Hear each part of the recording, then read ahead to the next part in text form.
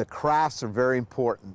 And in a second, you're going to get to see a craft that we do using bark paintings, which are naturally, that's what they do down in Mexico. They clip the bark off, and yours isn't actual bark, but you'll see what I mean. Very easy to do, very fun for the kids.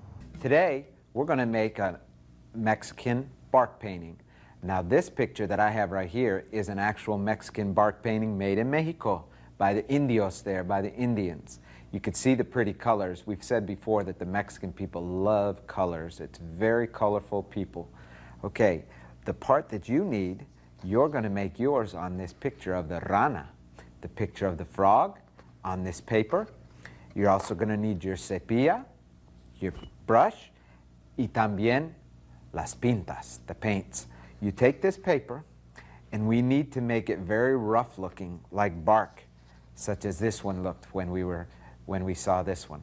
Now this one looks nice and flat and straight and soft. We need to make it so it's roughed up looking. And we're going to do this by taking it and being rough with it. You get to be rough with this paper. The only part you need to do is not rip it, okay? We're going to take it like this, and we're going to roll it.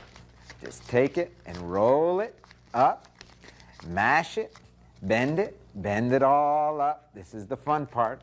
You're going to take it like this, rub it in your hands. Then you're going to take it like this, and now I want you to take it sideways so it doesn't look like it's just rolled up in one direction. And we're going to take it like this and roll it up this way. And this is the part you really can't hurt because you want it to be very, very mushed up, mashed up, and so it looks like bark. Okay? Now, see how it looks? Now it looks very rough. We're going to take it and set it on the table, and we're going to smooth it out. Nice and smooth like this. And now Erin is going to paint it. And as she's painting it, I'm going to tell you a little bit about some of the Indians of this area. Okay? Okay, Erin, what color are you going to use first? ¿Qué color vas a usar? Verde. Verde. Okay. She's going to paint that. While she's painting, I'll tell you a little bit about the Aztecas and the Mayas. We've learned some about the Aztecas because we know about the story of how they looked for their flag. They looked for the symbol that was going to be later on the flag.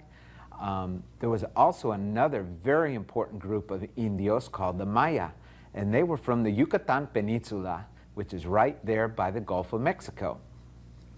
The Maya were very great astronomers. They had a calendar that was more accurate than the calendar we use today.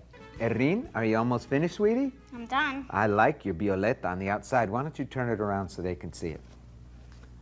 Oh, that's muy bien. Can you tell us what colors you have there? What color is the rana? What color is the frog? Verde. Y? Anaranjado. Yeah, that's kind of amarillo, anaranjado, kind of a yellowish orange. And what about your border? Violeta. Violeta. As you can see, one of the neat things about the craft is, while the kids are making the craft, I'm telling them the stories of what the Maya and the Aztecs were like. And later on, they'll get to do some Mayan math that you can implement into your math program as well, so that kids have something different to do and they can learn different ways that the people all over the world, but especially in Mexico, how they did their math. So it makes it a lot more fun.